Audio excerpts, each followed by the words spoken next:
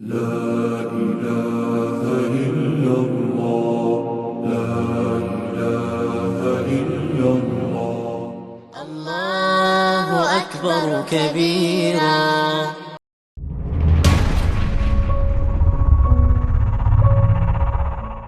आप सुन रहे हैं बाखबर संत रामपाल जी महाराज द्वारा लिखित पुस्तक मुसलमान नहीं समझे ज्ञान कुरान का पेज नंबर 134।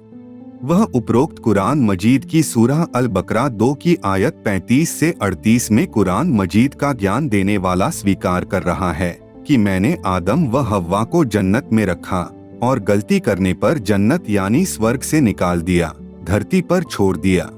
इससे सिद्ध हुआ कि कुरान मजीद का ज्ञान देने वाला यानी हजरत आदम से हजरत मोहम्मद तक का रब कादर अल्लाह सृष्टि रचने वाला नहीं है, वे एक से अधिक हैं। यह सब प्रपंच ज्योति निरंजन यानी काल ब्रह्म का है।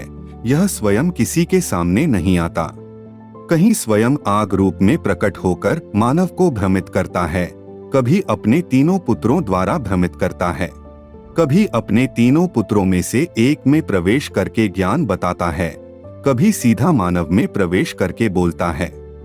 कुछ सत्य ज्ञान कुछ असत्य तथा अधूरा ज्ञान बताकर अपने जाल में फंसा कर रखता है। असत्य कथन का प्रमाण पवित्र कुरान मजीद में सूरह अल बकरा 2 आयत नंबर 38 में ज्योति निरंजन यानी कुरान मजीद का ज्ञान देने वाले ने कहा है कि हे आदम तथा हव्वा, तुम धरती पर उतर जाओ, मैं तुम्हें मार्गदर्शन करूंगा यानी किताब नाजिल करूंगा, उसमें धर्म कर्म की जानकारी बताऊंगा तथा परहेज यानी मर्यादा बताऊंगा। जो मेरे मार्गदर्शन के अनुसार चलेंगे उनके लिए किसी भय और दुख का मौका नहीं होगा। जब हम हजरत मोहम्मद जी की जीवनी पढ़ते हैं तो रोना आता है कि जिस महान आत्मा ने कुरान मजीद का ज्ञान देने वाले अल्लाह की प्रत्येक आज्ञा का पालन तन मन धन से किया, उसी के मार्गदर्शन में अंतिम श्वास तक चले, फिर भी हजरत मोहम्मद सल्लल्लाहु वसल्लम जी का जीवन दुखों से भरा था, जिसको उसी अल्लाह ने अपना रसूल बनाकर भेजा था। जब नबी मोहम्मद जी माता के गर्भ में थे तो पिताजी का देहांत हो गया। जब 6 वर्ष के हुए तो माता जी मर गई। जब 8 वर्ष के हुए तो दादाजी चल बसे जो बालक मोहम्मद की परवरिश कर रहे थे। फिर चाचा ने पाला यतीमी का जीवन जिया। यदि विचार किया जाए तो पता चलता है कि जिस बच्चे के माता पिता मर जाते हैं उसकी क्या दशा होती है। कोई माता पिता जैसा प्यार नहीं देगा, कोई धमकाएगा। किसी के बच्चे अच्छे वस्त्र पहनते हैं, यतीम को फटे पुराने वस्त्र दिए जाते हैं, अधिक कार्य लिया जाता है, अपनी समस्या किसके आगे कहे। अन्य बच्चे मेले में रुपए लेकर जाते हैं, यतीम उनको देखकर किस्मत को कोसता है। त्योहार के दिन सब अच्छा भोजन खाते हैं, यतीम को रूखा सूखा बासी भोजन खाने को दिया जाता है, आदि आदि घोर कष्ट भोगता है। 25 वर्ष की आयु तक विवाह नहीं हुआ, फिर 40 वर्षीय खदीजा नाम की विधवा से विवाह हुआ। खदीजा पहले 2 बार विधवा हो चुकी थी। हजरत खदीजा जी से आप जी को 3 पुत्र तथा 4 पुत्री संतान उत्पन्न हुई। आपकी आंखों के सामने तीनों पुत्र आंखों के तारे मृत्यु को प्राप्त हुए। काल यानी ज्योति निरंजन के बताए कुरान मजीद के ज्ञान का प्रचार करने में घोर संकट का सामना करना पड़ा। अनेकों लड़ाई लड़ी, विरोधियों द्वारा 3 वर्ष बहिष्कार किया गया। उस दौरान आप यानी सल्लल्लाहु का सारा खानदान महा दुखी रहा। आप सुन रहे हैं बाखबर संत रामपाल जी महाराज द्वारा लिखित पुस्तक मुसलमान नहीं समझे ज्ञान कुरान का पेज नंबर 135। बच्चों ने पत्ते खाकर विलख विलख कर जीवन जिया। हजरत मोहम्मद जी का 63 वर्ष की आयु में महाकष्ट भोगकर इंतकाल यानी देहांत हुआ। कुरान ज्ञान दाता ने ऊपर सूरह अल बकरा 2 की आयत नंबर 38 में कहा है कि जो मेरे बताए अनुसार कार्य करेगा उसको कोई दुख नहीं होगा, यह खरा नहीं उतरा। कादर अल्लाह कबीर है, वह अपने भक्त मती व रसूल को कोई कष्ट नहीं आने देता तथा पूर्ण मोक्ष प्रदान करता है, सीधा सतलोक ले जाता है। समर्थ परमेश्वर का डर काल ज्योति निरंजन को भी है, इसलिए काल ब्रह्म अपना बचाव करते हुए उस कादर खुदा जो कबीर है की इबादत बिना किसी के शरीक किए करने को कहता है। फिर अपनी इबादत करने को भी अधिक जोर देता है। उसमें भी कहता है कि मेरे अतिरिक्त किसी को शरीक यानी मेरे समान न मानकर न करके मेरी पूजा यानी इबादत करो। इसी प्रकार इसी काल ब्रह्म ने गीता का ज्ञान दिया। उसमें अध्याय 8 श्लोक 1 में अर्जुन ने प्रश्न किया कि हे प्रभु, आपने गीता अध्याय 7 श्लोक 29 में जो तत् ब्रह्म बताया है वह कौन है? इसका उत्तर काल ब्रह्म ने गीता अध्याय 8 के श्लोक 3 में दिया है, बताया है कि वह परम अक्षर ब्रह्म है। फिर अध्याय 8 के श्लोक 5 तथा 7 में अपनी पूजा करने को कहा है तथा श्लोक 8, 9, 10 में अपने से अन्य परम अक्षर ब्रह्म की पूजा करने को कहा है। स्पष्ट किया है कि मेरी भक्ति करेगा तो मेरे पास मेरे लोक में रहेगा। यदि उस परम अक्षर ब्रह्म यानी समर्थ परमेश्वर की भक्ति करेगा तो उसको प्राप्त हो जाएगा, उसके सतलोक में जाएगा। अपने विषय में गीता अध्याय 2 श्लोक 12, अध्याय 4 श्लोक 5, अध्याय 10 श्लोक 2 में स्पष्ट किया है, जन्म तथा मृत्यु तेरी भी होती रहेगी तथा मेरी भी। गीता अध्याय 18 श्लोक 46, 61 में उस समर्थ परमेश्वर के विषय में कहा है कि परम अक्षर ब्रह्म यानी कादर सृष्टि की उत्पत्ति व पालनकर्ता परमेश्वर वह है जिसने इस संसार की रचना की है। वही इसको सहारा देकर अपनी शक्ति से रोके हुए है तथा सब जीवों को उनके कर्मों अनुसार अन्य प्राणियों के शरीरों में स्वर्ग, नरक व फिर मानव के शरीरों में भ्रमण करवाता है। यानी समर्थ परमेश्वर ने विधान बना रखा है कि जो जैसे कर्म करेगा उसका फल अवश्य मिलेगा। गीता अध्याय 18 श्लोक 62 में कहा है कि हे अर्जुन, तू सर्वभाव से उस परमेश्वर की शरण में जा, उस परमात्मा की कृपा से ही तू परम शांति को तथा सनातन परम धाम यानी अमर लोक को प्राप्त होगा। गीता अध्याय 15 श्लोक 4 में कहा है कि तत्व ज्ञान बाखबर यानी तत्वदर्शी संत से प्राप्त करके उसके पश्चात उस यानी उपरोक्त परमेश्वर के उस परम पद यानी सतलोक की खोज करनी चाहिए, जहां जाने के पश्चात साधक लौटकर संसार में कभी नहीं आता। उसकी पूजा करो। गीता अध्याय 15 श्लोक 16 में बताया है कि क्षर पुरुष यानी काल ब्रह्म तथा अक्षर पुरुष ये दो प्रभु इस नाशवान लोक में हैं। ये दोनों तथा इनके अंतर्गत जितने प्राणी हैं सब नाशवान है, आत्मा सबकी अमर है। गीता अध्याय 15 श्लोक 17 में कहा है कि उत्तम प्रभु यानी पुरुषोत्तम तो उपरोक्त दोनों से भिन्न है, जो वास्तव में परमात्मा कहा जाता है, जो तीनों लोकों में प्रवेश करके सबका धारण पोषण करता है। वह अविनाशी परमेश्वर है। आप सुन रहे हैं बाखबर संत रामपाल जी महाराज द्वारा लिखित पुस्तक मुसलमान नहीं समझे ज्ञान कुरान का, पेज नंबर 136। गीता में यह भी स्पष्ट किया है कि उस परमेश्वर की भक्ति अनन्य भाव से करो, यानी उसके अतिरिक्त किसी अन्य देव को उसके साथ न पूजो। अपने विषय में भी यही कहा है कि मेरी भक्ति करो, किसी अन्य देवता को मेरे समान मानकर न पूजो। इसी प्रकार कुरान ज्ञान देने वाले ने सूरह अंबिया 21 आयत नंबर 92, 30, 31, 32 में अपनी इबादत करने को कहा है तथा अपनी महिमा बताई है। सूरह बकरा 2 आयत नंबर 255 में अपने से अन्य परमेश्वर की महिमा बताई है तथा सूरह फातिर 1 आयत नंबर 1 से 7 में समर्थ रहमान की इबादत करने को कहा है।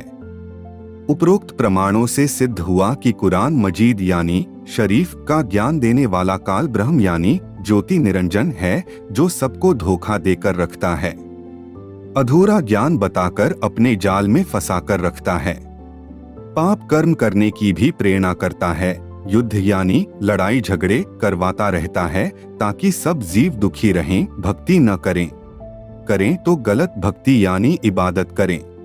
अन्य प्रमाण कुरान मजीद सूरह सजदा 32 आयत नंबर 13। कुरान का ज्ञान देने वाले अल्लाह ने कहा है कि मेरी ओर से यह बात करार पा चुकी है कि मैं जिन्नों और मनुष्यों से दोजख को भर दूंगा। हम चाहते तो हर शख्स को हिदायत दे देते, लेकिन मैंने जिन्नों तथा मनुष्यों से दोजख यानी नरक को भरना है। साधना अधूरी बताता है, मांस खाने की छूट देता है, जिस कारण से नरक ही भरेगा, जन्नत में तो जा ही नहीं सकते। कुरान का ज्ञान देने वाला लड़ाई करने के लिए प्रेरित करता है। प्रमाण के लिए सूरह अन-निसा 4 आयत नंबर 71 से 84 तक। आयत नंबर 71। ऐ लोगो जो ईमान लाए हो, मुकाबले के लिए हर समय तैयार रहो। फिर जैसा अवसर हो अलग अलग टुकड़ियों के रूप में निकलो या इकट्ठे होकर। आयत नंबर 72। हाँ, तुम में कोई कोई आदमी ऐसा भी है जो लड़ाई से जी चुराता है। आयत नंबर 74 से 84। अतः ए नबी तुम अल्लाह की राह में लड़ो। इस प्रकार की वहय यानी संदेश भेज भेज कर हजरत मोहम्मद जी को आजीवन लड़ाई करने में लगाए रखा। उनका जीवन नरक बना रहा। परिवार के अंदर मृत्यु का कहर, दुश्मनों से लड़ा लड़ा कर कर्म खराब करवाए और उस भक्त आत्मा को यथार्थ ज्ञान भी नहीं बताया, न यथार्थ भक्ति की विधि बताई। इसका प्रमाण इस बात से है कि सूरह फुरकान 25 आयत नंबर 52 से 59 में कहा है कि कादर अल्लाह कबीर है, जिसने सब रचना की है, उसकी खबर किसी बा खबर से जानो। इससे स्वसिद्ध है कि कुरान का ज्ञान अधूरा है। सूरह अश-शूरा 42 आयत नंबर 1 से 2 में सांकेतिक शब्द यानी कोड वर्ड्स बताए हैं। नंबर 1 हा मीम, नंबर 2 ऐन सीन काफ, ये मोक्ष मंत्र हैं, परंतु अधूरे हैं। इनका ज्ञान न हजरत मोहम्मद जी को था, न किसी मुसलमान श्रद्धालु को। फिर मुक्ति कैसे मिलेगी?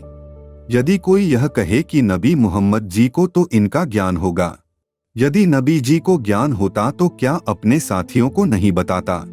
एक एक शब्द मुसलमानों से शेयर किया करते। आप सुन रहे हैं बाखबर संत रामपाल जी महाराज द्वारा लिखित पुस्तक मुसलमान नहीं समझे ज्ञान कुरान का, पेज नंबर 137। इसी अल्लाह ने हजरत मूसा जी को तौरेत किताब का ज्ञान दिया था, जो एक ही बार में उतारी थी। उस तौरेत पुस्तक के ज्ञान के आधार से मूसा जी सत्संग फरमा रहे थे। एक सत्संगी ने पूछा, हे मूसा, वर्तमान में सबसे बड़ा इल्मी यानी विद्वान कौन है? हजरत मूसा ने कहा कि मैं विश्व में सबसे बड़ा इल्मी हूँ। इस बात से नाराज होकर अल्लाह ने मूसा से कहा कि तेरा ज्ञान तो अलखिजर के ज्ञान के सामने कुछ भी नहीं है। उस ज्ञान को प्राप्त करने मूसा अलखिजर के पास जाता है, बिना ज्ञान लिए वापस आ जाता है। मूसा जी को तो यह विश्वास था कि मेरे को ज्ञान कादर अल्लाह का दिया हुआ है, इसलिए अपने को सबसे विद्वान कहा। फिर वह अल्लाह यानी ज्योति निरंजन काल कहता है कि तेरा ज्ञान कुछ भी नहीं है। यदि तौरेत का ज्ञान यथार्थ ज्ञान के जो अलखिजर के पास था उसके सामने कुछ भी नहीं था, तो उसे हजरत मूसा को किस लिए बताया? जब मूसा जी अलखिजर के पास ज्ञान लेने गया और खाली लौट आया तो उसे वह यथार्थ ज्ञान बता देना चाहिए था। वह ज्ञान हजरत मोहम्मद जी को भी नहीं बताया। उसे भी कह दिया कि कादर सृष्टि की उत्पत्ति करने वाले कादर अल्लाह के विषय में यथार्थ ज्ञान किसी बाखबर यानी तत्वदर्शी संत से पूछो। इससे स्पष्ट है कि हजरत आदम से हजरत मोहम्मद जी तक को अधूरा ज्ञान देने वाला तथा मांस खाने व लड़ने की प्रेरणा करके पाप करवाने वाला ज्योति निरंजन काल है। इसी काल ब्रह्म ने श्रीमद् भगवत गीता का ज्ञान अर्जुन को दिया। जिस समय चचेरे व ताऊ के भाइयों कौरवों तथा पांडवों के बीच राज्य के बंटवारे के लिए युद्ध होने वाला था।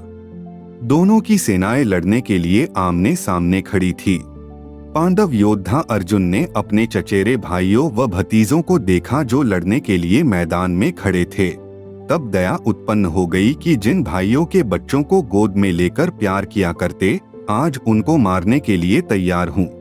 विचार किया कि लड़ाई में अनेकों सैनिक मारे जाएंगे, उनकी पत्नियां विधवा होंगी, अनेकों बच्चे यतीम हो जाएंगे, मेरे को घोर पाप लगेगा। इसलिए युद्ध न करने का निर्णय लेकर हथियार डालकर रथ के पिछले भाग में बैठ गया।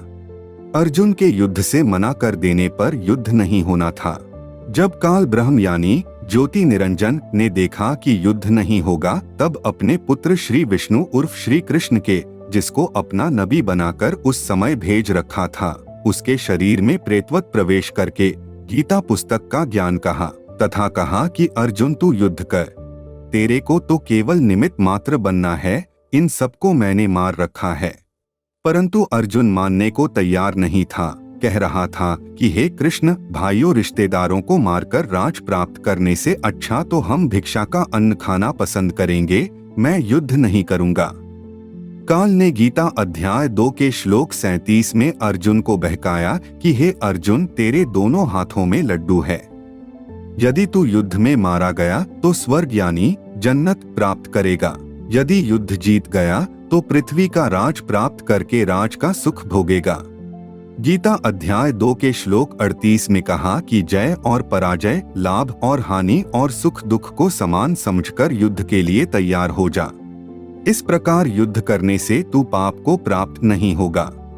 आप सुन रहे हैं बाखबर संत रामपाल जी महाराज द्वारा लिखित पुस्तक मुसलमान नहीं समझे ज्ञान कुरान का, पेज नंबर 138।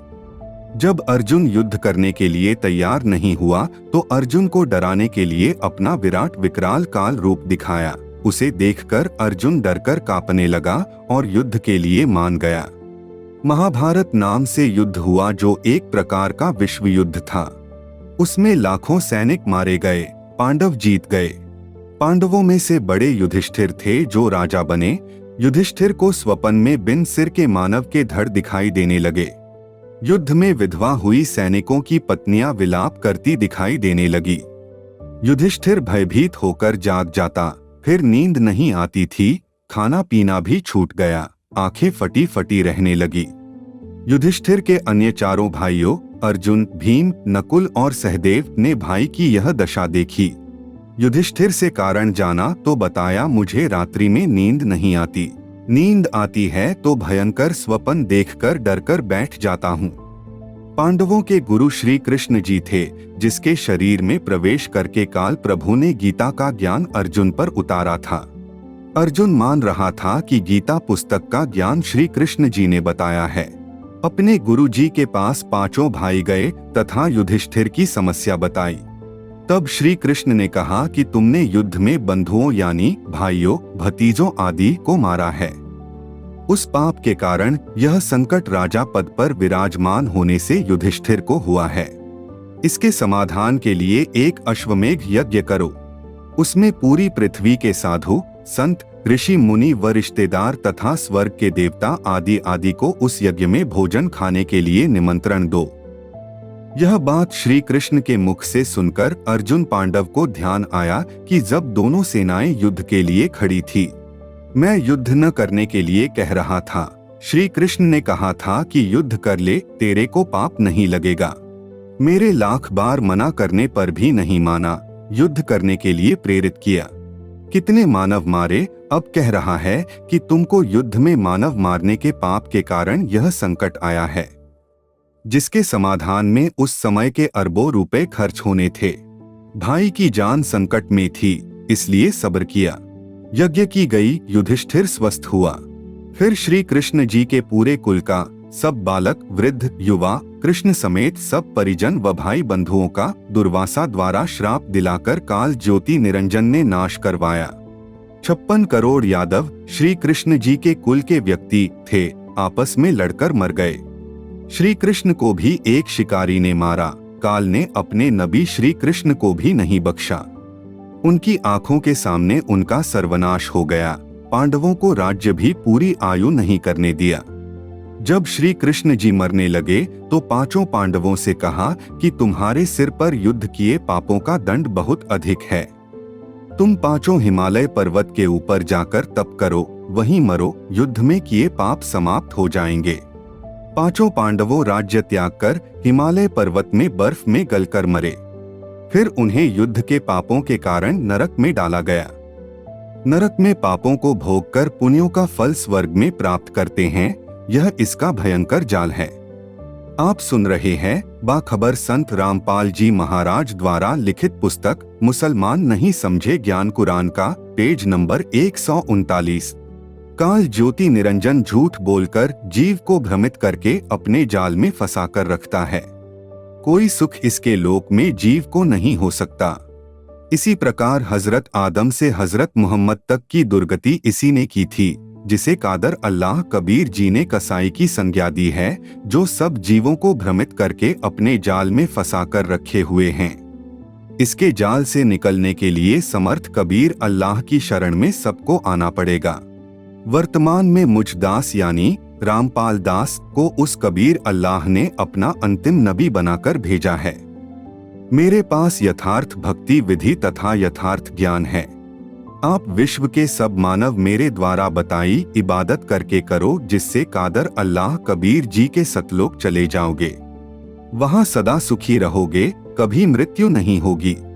जब तक काल के लोक में जीवन है, सुख से जियोगे। अकाल मृत्यु नहीं होगी, रोग शोक से पूर्ण बचाव होगा। उपरोक्त प्रमाणों से सिद्ध है कि जिसने बाइबल, कुरान, गीता का ज्ञान दिया वह काल ब्रह्म यानी ज्योति निरंजन है। कादर अल्लाह कबीर है, वह सच्चा ज्ञान बताता है। प्रश्न: चलने फिरने में, खाना खाने बनाने में, खेती करने में आदि में भी जीव मरते हैं, तो भक्त कैसे मोक्ष पा सकते हैं? उनसे भी पाप लगता है। पापी जन्नत में नहीं जा सकते तो वे कैसे जाएंगे? गाय, बकरी, मुर्गी तथा मानव व अन्य सूक्ष्म जीवों में आत्मा तो एक ही जैसी है। उत्तर: कादर अल्लाह ने विधान बनाया है, बताया है कि कबीर इच्छा कर मारे नहीं, बिन इच्छा मर जाए, कह कबीर तास का पाप नहीं लगाए। अर्थात पैदल चलते समय, खेती मजदूरी करते समय, जमीन खोदने में, खाना पकाने आदि में जीव मारना उद्देश्य नहीं होता। वे जिस कारण से उनके मरने का पाप नहीं लगता, यह पाप उसको तो लगता है जिसने कबीर अल्लाह की शरण नहीं ले रखी, यानी उसके द्वारा भेजे नबी यानी संत से जिसने दीक्षा नहीं ले रखी। कबीर जी की शरण में नाम दीक्षा लेने वाले को अनजाने में हुए पाप नहीं लगते। अन्य को लगेंगे, चाहे वे किसी संत से उपदेश भी लिए हुए हैं। कबीर जी के भक्त को पूर्ण ज्ञान होता है, वह जानबूझकर पाप नहीं कर सकता। अनजाने में हुए पाप का उसे दंड नहीं भोगना पड़ता।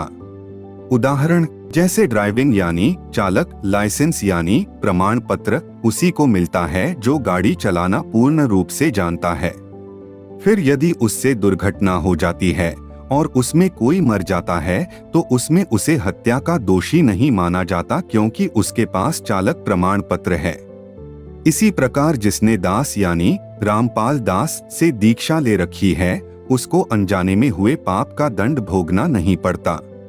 प्रश्न: मोक्ष की परिभाषा क्या है तथा मोक्ष प्राप्ति कैसे होती है? उत्तर: मोक्ष का अर्थ है मुक्ति, किसी बंधन से छुटकारा पाना, मोक्ष प्राप्त करना कहा जाता है। जैसे तोते पक्षी को पिंजरे में बंद कर रखा था, तब वह बंधन में था।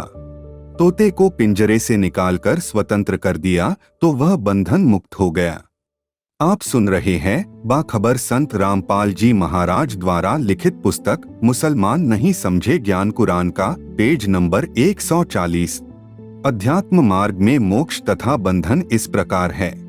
कर्मों के बंधन में जीव बंधा है, जिस कारण से जन्म तथा मृत्यु के चक्रव्यूह में फंसकर कष्ट उठा रहा है, यह बंधन है। इस कर्मों के बंधन से छुटकारा मिलना मोक्ष प्राप्ति है। सब जीव जो काल ज्योति निरंजन के लोक में हैं, ये सब कर्मों के बंधन में बंधे हैं। जैसा कर्म अच्छा या बुरा प्राणी करेगा, उसका फल भी उसे अवश्य मिलेगा। जो काल ब्रह्म यानी ज्योति निरंजन के रसूलों यानी संदेशवाहकों द्वारा बताए ज्ञान के आधार से भक्ति कर्म करते हैं, उनको गुरु बनाना अनिवार्य है। गुरु जी के बताए अनुसार भक्ति करने से वे काल ब्रह्म के साधक स्वर्ग यानी जन्नत तथा नरक यानी जहन्नम में अवश्य जाएंगे, क्योंकि काल ब्रह्म के लोक में दोनों प्रकार के कर्म, पाप कर्म तथा पुण्य कर्म भोग कर ही समाप्त करने पड़ते हैं। गुरु अपने शिष्य शिष्या को पाप कर्मों से बचने की तथा पुण्य कर्म करने की प्रेरणा करता है, जिस कारण से गुरु जी का अनुयायी पुण्य अधिक प्राप्त कर लेता है।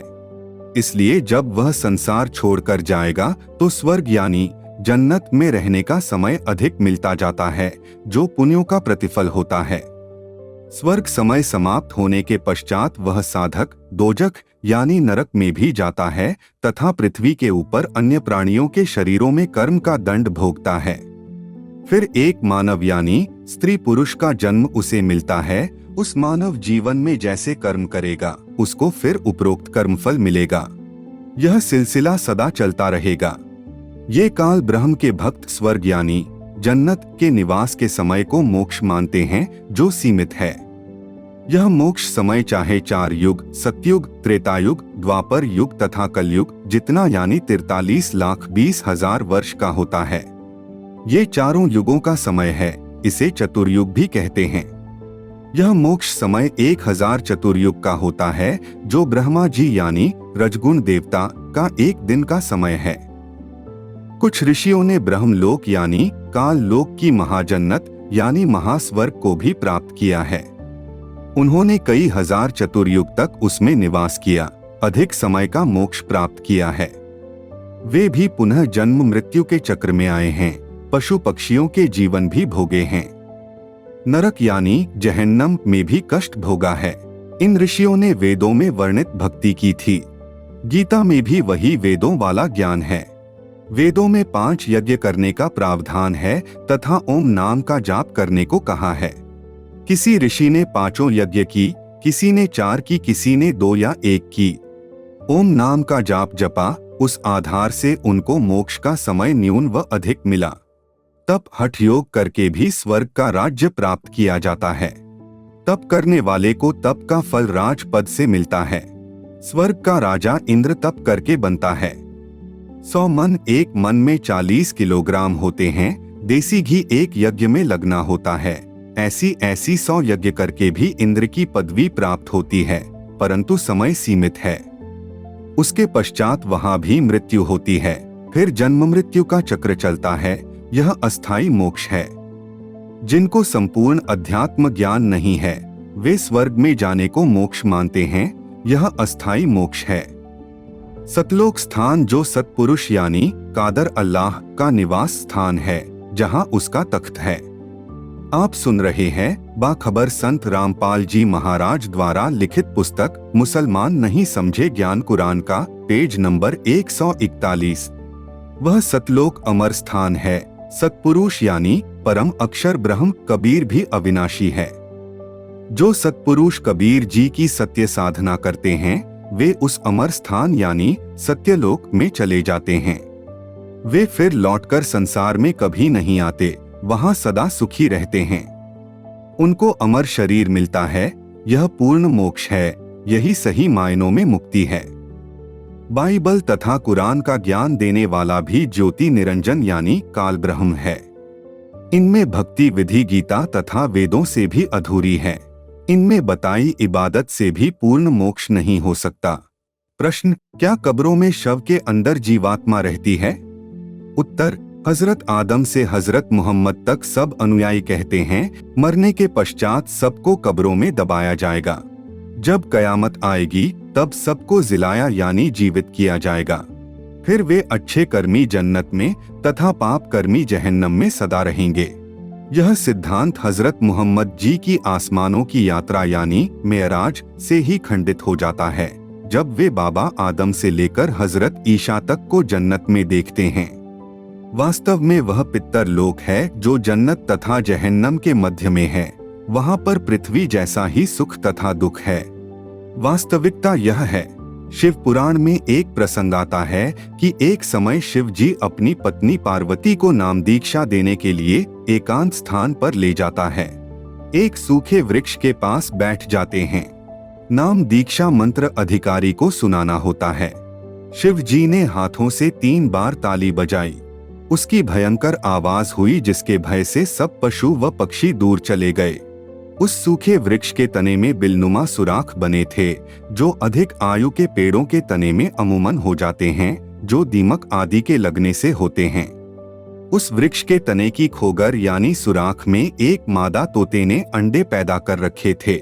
जो अंडे स्वस्थ थे उनमें तोते पक्षी बनकर उड़ गए। एक अंडा गंदा हो गया था, वह वहीं रह गया। प्रत्येक अंडे में जीव थे, गंदे अंडे वाला जीव उसी में था। जब शिव जी को विश्वास हो गया कि आसपास कोई प्राणी हमारी बातें सुनने वाला नहीं है, तब अपनी पत्नी पार्वती को पूर्ण परमात्मा की महिमा सुनानी प्रारंभ की तथा कमलों के जो शरीर में बने कमल चक्र है उनके विषय में बताने लगे। प्रत्येक कमल को खोलने का मंत्र जाप भी बताने लगे।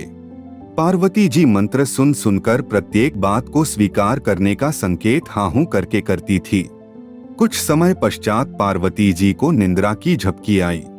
उस समय वृक्ष के बिल से हाहों की आवाज आने लगी, क्योंकि परमात्मा की कथा अधिकारी से सुनने से अधिक प्रभाव करती है, जिस कारण से तोते का गंदा अंडा स्वस्थ होकर उसमें पक्षी बन गया। तोता पक्षी हुंकारा भरने लगा था। शिव जी ने देखा पार्वती नहीं बोल रही, फिर हाहू कौन कर रहा है? किसी ने मेरा अमर मंत्र सुन लिया, इसे मार देना चाहिए। शिव जी को उठते देख तोता पक्षी उड़ गया, जो तोते का शरीर त्याग कर ऋषि वेद व्यास जी की पत्नी के पेट में चला गया। उस समय व्यास जी की पत्नी ने जम्बाही यानी उबासी लेने के लिए मुख खोला था। मुख मार्ग से तोते का जीव पेट में गया था। 12 वर्ष गर्भ में रहा, फिर सुखदेव ऋषि रूप में जन्मा। यह लंबी कथा है। अब प्रसंग पर आता हूँ। बात कब्रों में जीव रहता है या नहीं चल रही है। आप सुन रहे हैं बाखबर संत रामपाल जी महाराज द्वारा लिखित पुस्तक मुसलमान नहीं समझे ज्ञान कुरान का, पेज नंबर 142, जिसको मानव यानी स्त्री पुरुष का शरीर मिला है। यदि वह सतगुरु की शरण में जाकर धर्म कर्म भक्ति करता है, नेक काम करता है, तो वह मृत्यु के पश्चात शरीर त्याग कर कर्मों के अनुसार ऊपर के लोकों में चला जाता है। कबीर जी का भक्त व भक्त मती सतलोक चला जाता है। अन्य जो भक्ति नहीं करते हैं या गलत भक्ति करते हैं, मृत्यु के पश्चात वे भी अपने कर्मों अनुसार नरक में या अन्य प्राणियों के शरीरों में चले जाते हैं। कुछ जीव ऐसे कर्महीन यानी खराब कर्मों वाले होते हैं, जिनको शीघ्र कोई शरीर नहीं मिलता। वे प्रेत योनि को प्राप्त करते हैं। जिन प्राणियों को अगला शरीर नहीं मिलता, वे अपने पुराने शरीर के मोह में फंसकर उसी के पास रहते हैं। जैसे जिस शरीर में जीव रहता है, उसको वह बहुत प्यारा लगता है। इस भाव से वे प्राणी कब्रों में दबे शरीर के साथ रहते हैं, उस कब्र के ऊपर रहते हैं। यदि कोई सुराख चींटी कर देती है तो उसमें से शरीर के साथ चिपक जाते हैं, कभी बाहर निकल आते हैं। जब तक उनको नया शरीर नहीं मिलता, तब तक पुराने शरीर के मोहवश उसी से चिपके रहते हैं। हिंदू धर्म में शव यानी मृत शरीर को जलाने के पश्चात बचे हुए हड्डियों के टुकड़ों को, जिसको फूल उठाना कहते हैं, उठाकर दरिया के गहरे जल में प्रवाह कर देते हैं, कि जो घर का सदस्य मरा है वह यदि प्रेत बना होगा तो उस शरीर के टुकड़ों यानी हड्डियों के अवशेषों के साथ चिपका दूर चला जाएगा, हमको परेशान नहीं करेगा। विषय कब्रों में जीव रहता है या नहीं चला था, उसको स्पष्ट किया है कि कब्रों में केवल वही जीव रहते हैं जिनको प्रेत या जिन्न योनि मिली है, जिस कारण से आगे शरीर नहीं मिला है। प्रमाण के लिए तोते का जीव गंदे अंडे से चिपका था, उसे अपना मान रहा था। यही दशा कब्रों वाले जीवों की है। प्रेत योनि में कब्रों पर रहते हैं। नया शरीर मिलने के पश्चात कब्रों में उस शव वाला जीव नहीं रहता। आप सुन रहे हैं बाखबर संत रामपाल जी महाराज द्वारा लिखित पुस्तक मुसलमान नहीं समझे ज्ञान कुरान का, पेज नंबर 143, अध्याय नंबर 3, हजरत आदम से हजरत मोहम्मद तक। हजरत आदम जी से लेकर हजरत मोहम्मद जी तक 1,80,000 नबी यानी पैगंबर हुए हैं। इन सब नबियों तथा इनकी संतानों का बाबा आदम बाप माना जाता है। प्रमाण कुरान मजीद की सूरह यासीन 36 आयत नंबर 60। आदम के बच्चों, क्या मैंने तुम्हें ताकीद न की थी कि शैतान की बंदगी न करो, वह तुम्हारा खुला दुश्मन है। हजरत मोहम्मद जी ने मक्का में अंतिम प्रवचन दिए। कहा कि मुसलमान आपस में कैसे रहें। फिर बताया कि लोगों, तुम्हारा रब एक है, तुम्हारा बाप एक है। तुम सब आदम के बेटे हो और आदम मिट्टी से बने हैं, और खुदा के नजदीक तुम में से बेहतर वह है जो खुदा से सबसे ज्यादा डरने वाला हो। बाबा आदम का संक्षिप्त परिचय। बाबा आदम की उत्पत्ति। पवित्र बाइबल के उत्पत्ति अध्याय से कहा कि परमेश्वर ने 6 दिन में सृष्टि रची तथा 7वें दिन विश्राम किया। प्रभु ने 5 दिन तक अन्य रचना की। फिर 6वें दिन ईश्वर ने कहा कि हम मनुष्य को अपना ही स्वरूप बनाएंगे। फिर परमेश्वर ने मनुष्य को अपना ही स्वरूप जैसा बनाया, नर नारी करके उसकी सृष्टि की। फिर ईश्वर ने मनुष्यों के खाने के लिए केवल फलदार वृक्ष तथा बीजदार पौधे दिए। जो तुम्हारे भोजन के लिए हैं। 6 दिन में पूरा कार्य करके परमेश्वर ऊपर तख्त पर जा विराजा अर्थात विश्राम किया। ईश्वर ने प्रथम आदम बनाया, फिर उसकी पसली निकालकर नारी हव्वा बनाई तथा दोनों को एक वाटिका में छोड़कर तख्त पर जा बैठे। विशेष बाइबल ग्रंथ में सृष्टि की उत्पत्ति का ज्ञान ज्योति निरंजन यानी काल द्वारा बताया गया है। यह सृष्टि की रचना की अधूरी जानकारी है। कुरान मजीद में सूरह फुरकान 25 आयत 59 में इसी खुदा ने हजरत मोहम्मद जी से कहा है कि जिसने 6 दिन में संसार की रचना की और 7वें दिन तख्त पर जा विराजा, वह समर्थ परमेश्वर यानी कादर अल्लाह है। उसकी खबर यानी जानकारी किसी बाखबर यानी तत्वदर्शी संत से पूछो। इससे स्पष्ट हुआ कि कुरान मजीद का ज्ञान देने वाला पूर्ण ज्ञान नहीं बताता, यह जनता को भ्रमित करके रखता है। इसी अल्लाह ने बाइबल का ज्ञान दिया है। बाइबल 3 पुस्तकों को इकट्ठा करके बनाया है। इसमें तौरेत, जबूर तथा इंजिल का ज्ञान है। सृष्टि उत्पत्ति तौरेत पुस्तक में लिखी है, जो बाइबल में प्रथम है। तौरेत का ज्ञान इसी अल्लाह ने हजरत मूसा जी को दिया है। एक दिन मूसा जी सत्संग फरमा रहे थे। एक सत्संगी ने कहा कि मूसा, आज के दिन सबसे विद्वान कौन है? मूसा ने कहा, मैं सबसे ज्यादा इल्मी हूँ। आप सुन रहे हैं बाखबर संत रामपाल जी महाराज द्वारा लिखित पुस्तक मुसलमान नहीं समझे ज्ञान कुरान का पेज नंबर 144। अल्लाह ने कहा कि मूसा, तूने गलत कहा है। तेरा ज्ञान यानी तौरेत का ज्ञान तो एक शख्स यानी अल खिज्र के ज्ञान के सामने कुछ भी नहीं है। मूसा अल खिज्र के पास पूर्ण ज्ञान जानने जाता है। सब्र पर खरा न उतरने से खाली आता है। इससे सिद्ध है कि सृष्टि रचना अधूरी है। सृष्टि का संपूर्ण ज्ञान स्वयं अल्लाह अकबर यानी कबीर जी ने सही सही बताया है। वह इसी पुस्तक के अंत में लिखे अध्याय सृष्टि रचना में पढ़े।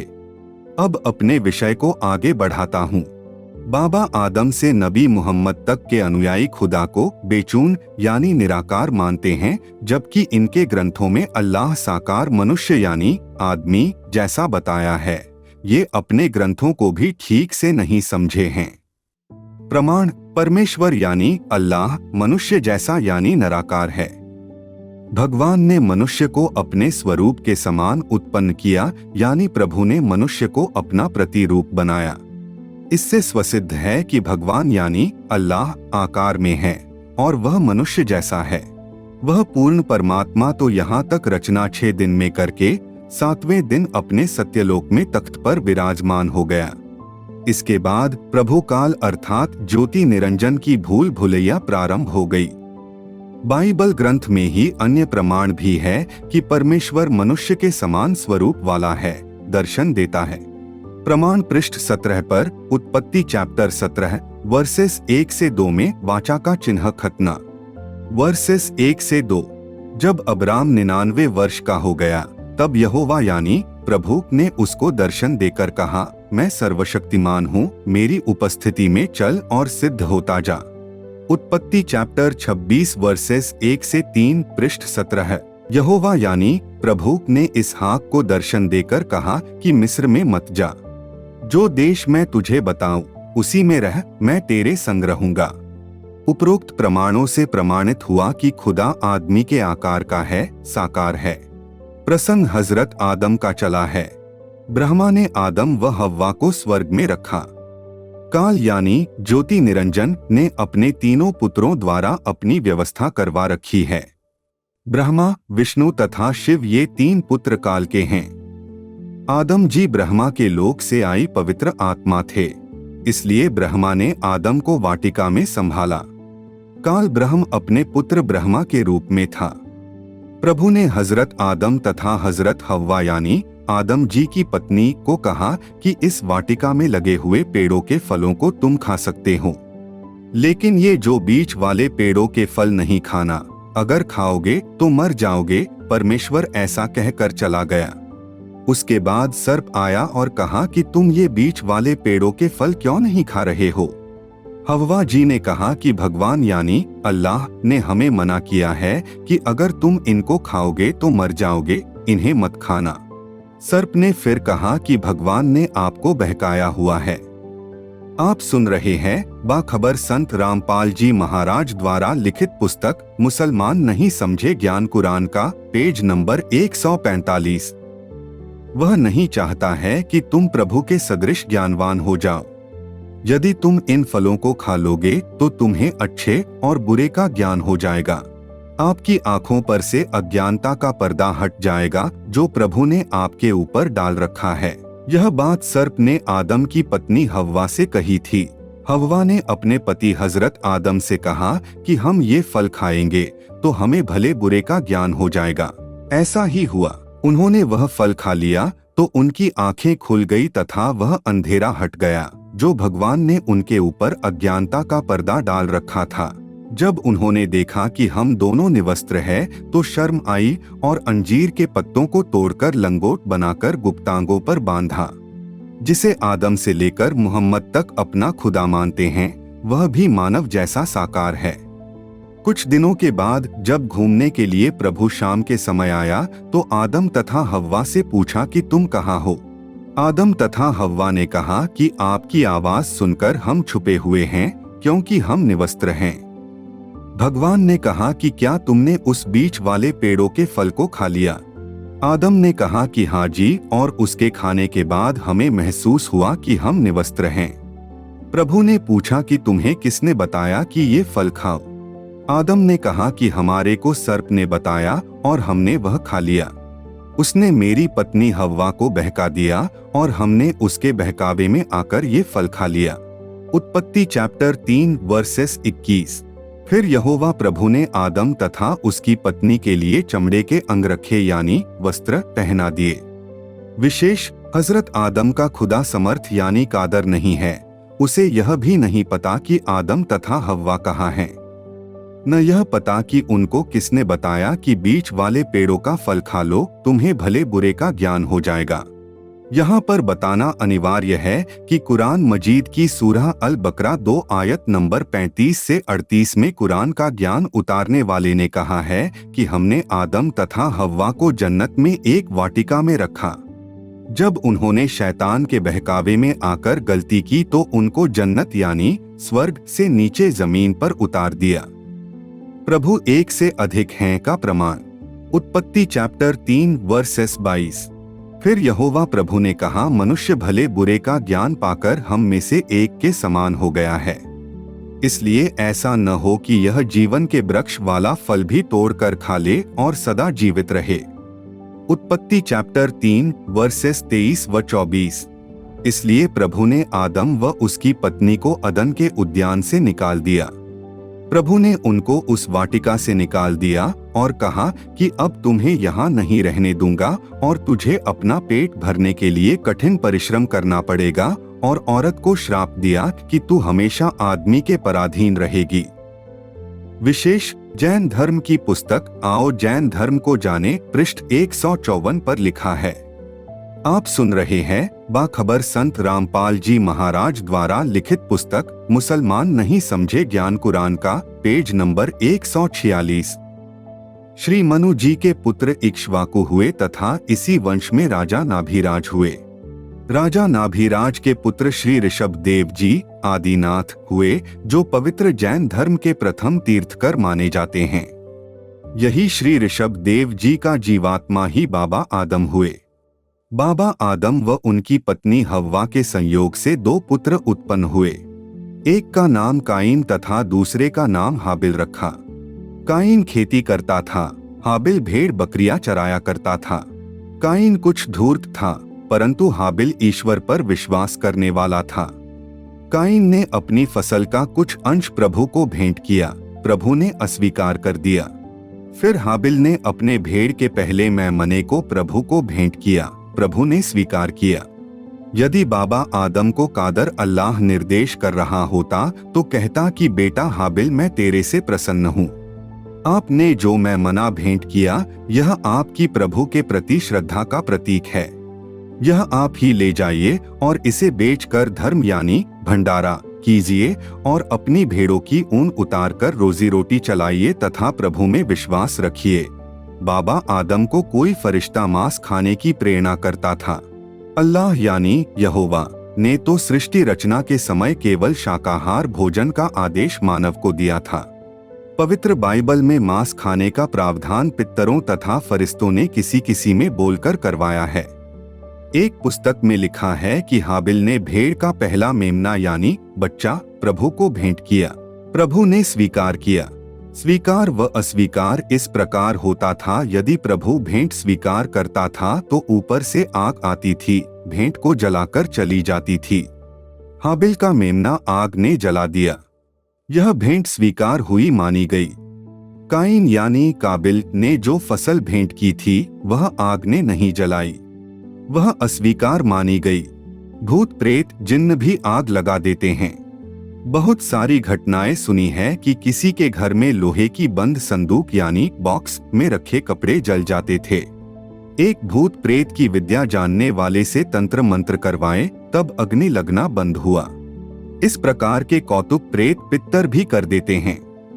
यदि कहें कि यह अग्नि खुदा की तरफ से आती थी तो अग्नि रूप खुदा खुद काल ब्रह्म है, जिसने मूसा अलैहिस्सलाम को दर्शन दिए थे। यह सब प्रपंच काल ब्रह्म यानी ज्योति स्वरूप निरंजन का है। यह कादर कबीर अल्लाह के लिए शैतान का काम करता है। ज्योति निरंजन यानी अग्नि रूपी खुदा के लिए इब्लिस शैतान का काम करता है, जिसने हजरत आदम को सजदा यानी प्रणाम नहीं किया था। एक पुस्तक में लिखा है कि हजरत हव्वा पत्नी हजरत आदम को लड़का तथा लड़की जुड़वा संतान होती थी। बड़े काइन यानी काबिल के साथ जो लड़की उत्पन्न हुई थी वह सुंदर थी, जो हाबिल के साथ लड़की उत्पन्न हुई वह कुरूप थी। उस समय विवाह परंपरा यह थी कि जोड़े में उत्पन्न लड़का लड़की भाई बहन माने जाते थे। एक की बहन का विवाह दूसरे की बहन के साथ करना तय होता था। इस नियम के तहत काइन का विवाह कुरूप लड़की से होना तय था। काइन उस कुरूप लड़की से विवाह नहीं करना चाहता था। हाबिल को मार देने से उसका विवाह अपने जोड़े वाली से होना था। इस कारण से काइन ने अपने छोटे भाई को मार दिया। आप सुन रहे हैं बाखबर संत रामपाल जी महाराज द्वारा लिखित पुस्तक मुसलमान नहीं समझे ज्ञान कुरान का, पेज नंबर 147। काइन को देश से निकाल दिया गया। कुछ समय के बाद आदम व हव्वा से एक पुत्र हुआ, उसका नाम सेत रखा। सेत को फिर पुत्र हुआ, उसका नाम एनोस रखा। उस समय से लोग प्रभु का नाम लेने लगे। आगे चलकर इसी परंपरा में नबी मूसा जी, नबी दाऊद जी तथा ईसा मसीह जी का जन्म हुआ। ईसा जी की पूज्य माता जी का नाम मरियम तथा पिताजी का नाम यूसुफ था, परंतु मरियम को गर्भ एक देवता से रहा था। इस पर यूसुफ ने आपत्ति की तथा मरियम को त्यागना चाहा, तो स्वप्न में फरिश्ते यानी देवदूत ने ऐसा न करने को कहा तथा यूसुफ ने डर के मारे मरियम का त्याग न करके उसे अपने साथ रखा। देवता से गर्भवती हुई मरियम ने हजरत ईसा को जन्म दिया। हजरत ईसा से पवित्र ईसाई धर्म की स्थापना हुई। ईसा मसीह के नियमों पर चलने वाले भक्त आत्मा ईसाई कहलाए तथा पवित्र ईसाई धर्म का उत्थान हुआ। प्रमाण के लिए कुरान शरीफ में सूरह मरियम 19 में तथा पवित्र बाइबल में मती रचित सुसमाचार मती चैप्टर 1 वर्सेस 25 पृष्ठ नंबर 1 से 2 पर ईसा के द्वारा काल चमत्कार करवाता था। कबीर सागर यानी कलामे कबीर यानी सूक्ष्म वेद में लिखा है कि जब कबीर प्रभु सत्ययुग में इस काल ब्रह्म के लोक में जोगजीत का रूप धारण करके आए थे, काल ब्रह्म ज्योति निरंजन ने जो 21 ब्रह्मंडों का प्रभु है कबीर जी से विवाद किया था, परंतु कबीर परमेश्वर की शक्ति के सामने टिक नहीं सका। चरण पकड़कर क्षमा याचना की। जब क्षमा कर दिया फिर बोला कि हे जोगजीत, आप किस लिए आए हो? परमेश्वर जी ने कहा कि तूने सब जीवों को अधूरा ज्ञान देकर भ्रमित कर रखा है। मैं यथार्थ अध्यात्म ज्ञान बताने आया हूँ। जब कलयुग आएगा तब मैं आऊंगा, यथार्थ कबीर पंथ चलाऊंगा। तब काल ने कहा था कि कलयुग में आपके आने से पहले मैं सबको अधूरा ज्ञान देकर भ्रमित कर दूंगा। मेरे द्वारा भेजे नबियों यानी संदेशवाहकों द्वारा अधूरा ज्ञान प्रचार करवा दूंगा। आपकी बात को कोई नहीं सुनेगा। इसी उद्देश्य से काल ब्रह्म ने श्री रामचंद्र जी तथा श्री कृष्ण जी आदि अवतार तथा हजरत आदम से हजरत मोहम्मद तक नबी भेजे थे। हजरत यीशु का जन्म तथा मृत्यु व जो भी चमत्कार किए वे पहले ब्रह्म यानी ज्योति निरंजन के द्वारा निर्धारित थे।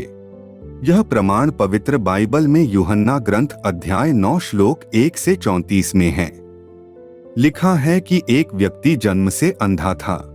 वह हजरत यीशु मसीह के पास आया तथा हजरत यीशु जी के आशीर्वाद से स्वस्थ हो गया।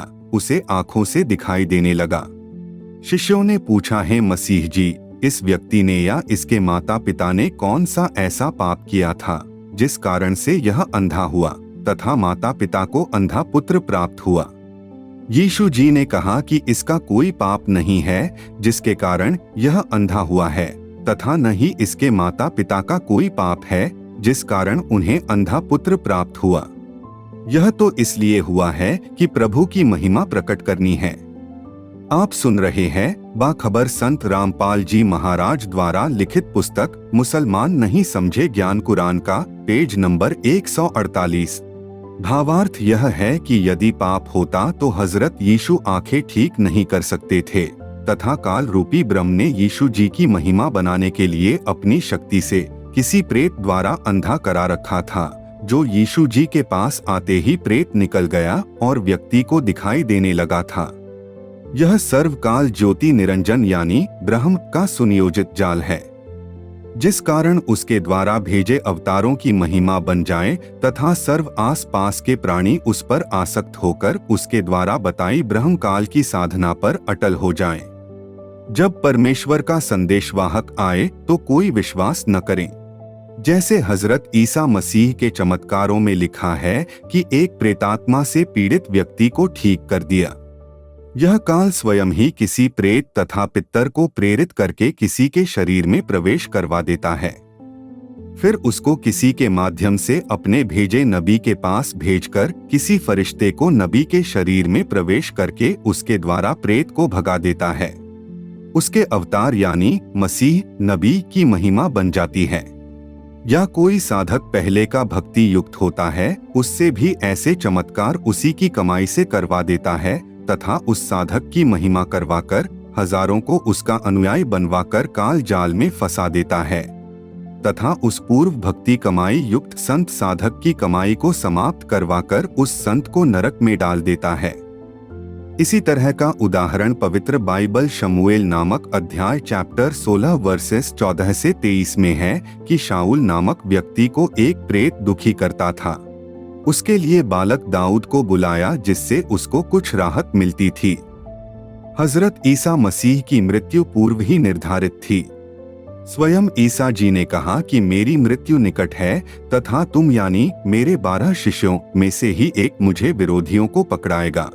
उसी रात्रि में सर्व शिष्यों सहित ईसा जी एक पर्वत पर चले गए। वहां उनका दिल घबराने लगा। अपने शिष्यों से कहा कि आप जागते रहना, मेरा दिल घबरा रहा है, मेरी जान निकली जा रही है। तुम भी परमात्मा से मेरे जीवन की रक्षा के लिए प्रार्थना करो। ऐसा कहकर हजरत यीशु जी ने कुछ दूरी पर जाकर मुंह के बल पृथ्वी पर गिरकर प्रार्थना की। वापस चेलों के पास लौटे तो वे सो रहे थे। यीशु ने कहा, क्या तुम मेरे साथ एक पल भी नहीं जाग सकते? जागते रहो, प्रार्थना करते रहो ताकि तुम परीक्षा में असफल न हो जाओ। मेरी आत्मा तो मरने को तैयार है परंतु शरीर दुर्बल है। इसी प्रकार यीशु मसीह ने 3 बार कुछ दूर पर जाकर प्रार्थना की तथा फिर वापस आए तो सर्व शिष्यों को 3 बार सोते पाया। ईसा मसीह के प्राण जाने को थे परंतु चेला राम मस्ती में सोए पड़े हैं। गुरु जी की आपत्ति का कोई गम नहीं था। तीसरी बार भी सोए पाया तब कहा, मेरा समय आ गया है, तुम अब भी सोए पड़े हो। इतने में तलवार तथा लाठी लेकर बहुत बड़ी भीड़ आई तथा उनके साथ एक ईसा मसीह का खास शिष्य था जिसने 30 रुपए के लालच में अपने गुरु जी को विरोधियों के हवाले कर दिया। मत्ती चैप्टर 26 वर्सेस 24 से 55 पृष्ठ 42 से 44। आप सुन रहे हैं बाखबर संत रामपाल जी महाराज द्वारा लिखित पुस्तक मुसलमान नहीं समझे ज्ञान कुरान का, पेज नंबर 149।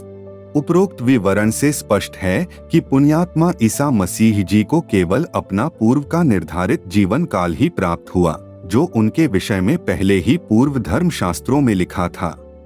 मत्ती रचित समाचार पृष्ठ 1 पर लिखा है कि याकूब का पुत्र यूसुफ था। यूसुफ ही संसार की दृष्टि में ईशा का पिता था, परंतु मरियम को एक फरिश्ते से गर्भ रहा था।